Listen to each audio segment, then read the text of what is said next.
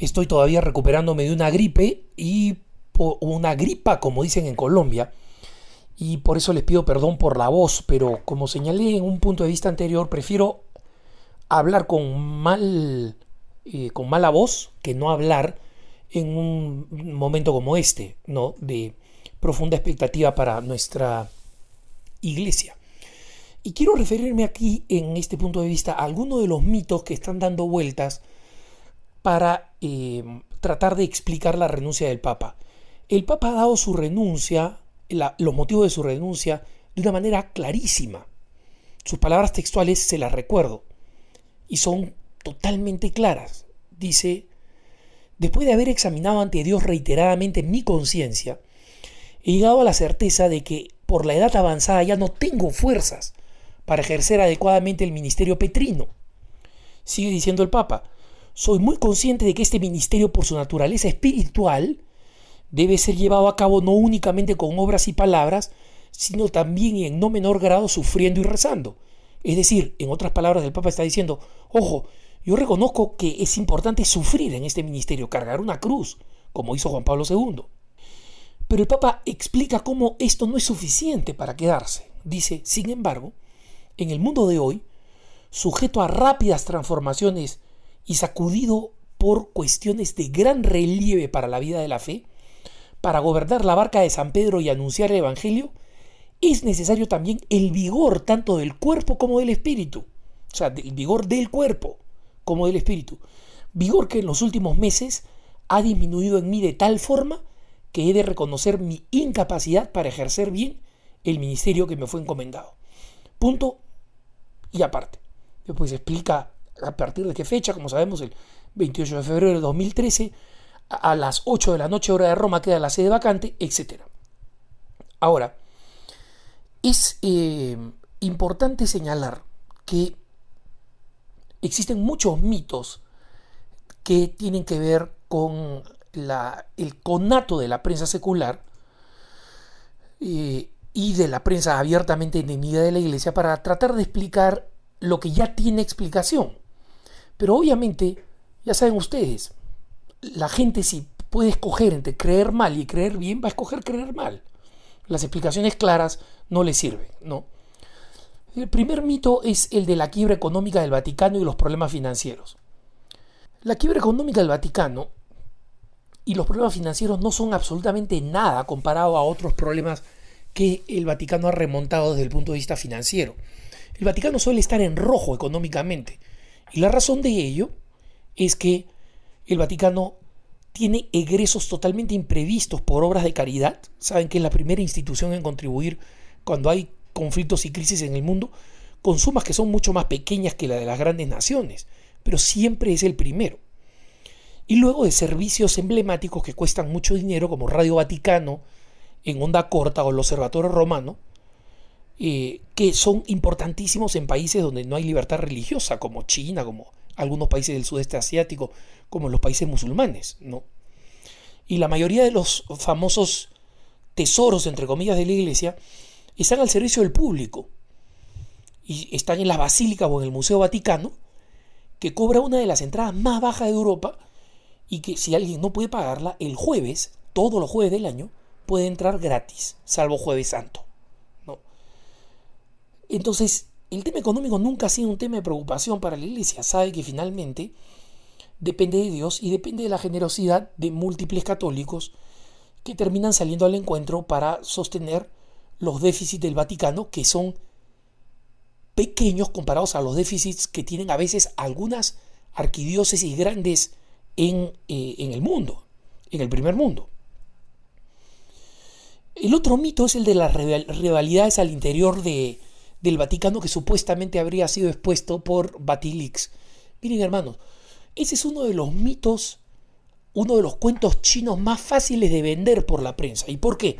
Porque efectivamente hay Batilix, hay cartas que fueron enviadas al Papa, y la gente puede ver que habían cardenales que decían: Santo Padre, no deje que me saquen de este puesto, y otros que decían: no, Santo Padre, hay que sacarlo de este puesto, no, que si me sacan de acá va a haber corrupción, no, que el corrupto es él.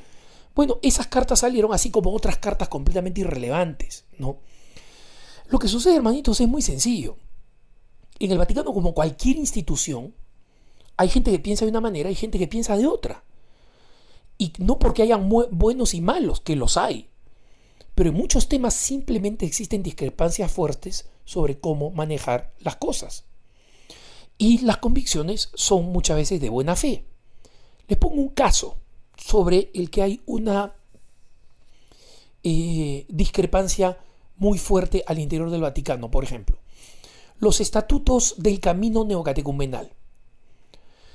En el Vaticano, y esto lo saben los líderes del camino neocatecumenal, hay algunos que están de acuerdo con la fórmula del fundador Kiko Argüello de hacer del camino neocatecumenal una figura completamente nueva, autónoma y novedosa dentro de la Iglesia. Otros creen, en cambio, que si va a ser una familia espiritual fundamentalmente laical, debería estar insertada formalmente bajo la supervisión del Pontificio Consejo para los Laicos, que ve todos los movimientos y nuevas formas de espiritualidad. Pero si van a ser fundamentalmente una comunidad con consagrados, como lo es el mismo Kiko en la práctica, y Carmen, la cofundadora, y con sacerdotes, como los que provienen de sus seminarios Redentoris Mater, entonces deberían ser una congregación o alguna forma canónica que dependiera de la congregación para las sociedades de vida apostólica y sociedades de vida consagrada. La congregación que antes se llamaba congregación de religiosos. Y en ese tema hay discrepancias muy fuertes, pero ¿alguien puede decir que tiene mala fe? O sea, que uno está totalmente equivocado y que el otro tiene toda la razón. No, y por eso existe el Papa.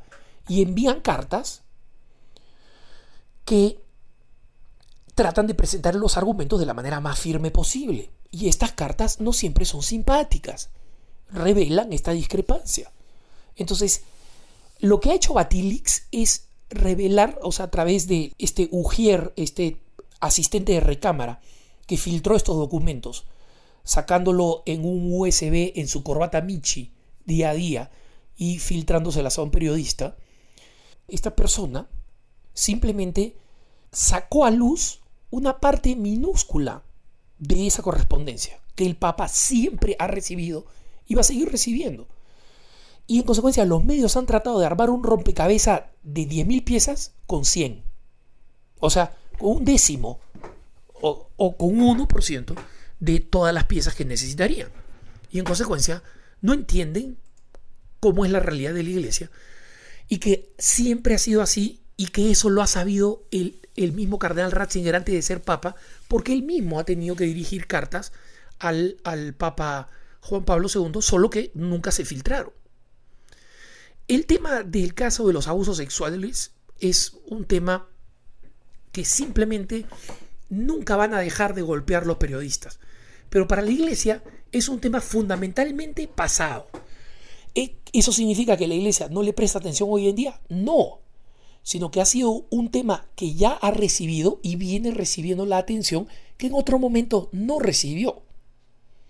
Pero hoy en día, vayan ustedes a la página del Vaticano y hagan clic en cualquier idioma. Supongo que harán clic en el idioma español. Vatican.va. Hagan clic en español e inmediatamente a la izquierda van a encontrar ustedes un tremendo logo que lleva a todas las normas referidas a los abusos sexuales en la Iglesia. Todo lo que ha hecho el Papa, todas las normas nuevas, todas las decisiones tomadas por los dicasterios, que básicamente componen un cuadro de una política que es igualada por nadie, ni por las escuelas públicas en el mundo, ni por las escuelas públicas en Estados Unidos, ni por los Boy Scouts, ni por ninguna otra institución. Miren ustedes los casos horrendos de abusos sexuales masivos que se dan, por ejemplo, en fuerzas de paz en países africanos. Es espantoso. Y nadie hace un escándalo ni siquiera remotamente como el que hace por la Iglesia y el que hace ahora cuando la Iglesia ya ha enfrentado esos temas. En consecuencia, el Papa Benedicto no se siente abrumado por esto. Este tema ya pasó. Obviamente van a seguir habiendo sacerdotes pecadores, van a seguir habiendo sacerdotes que avergüenzan a la Iglesia, lamentablemente. Pero eso no significa que el tema siga pendiente. En consecuencia, el Papa ha renunciado porque ha dado las razones que ha dado. Cree que necesita el pontificado y la Santa Madre Iglesia un liderazgo que vaya acompañado de una mayor energía física que él no tiene. Y por eso quiere que la Iglesia reciba la Pascua con un nuevo pontífice más joven y con más energía. Que tengas un buen día.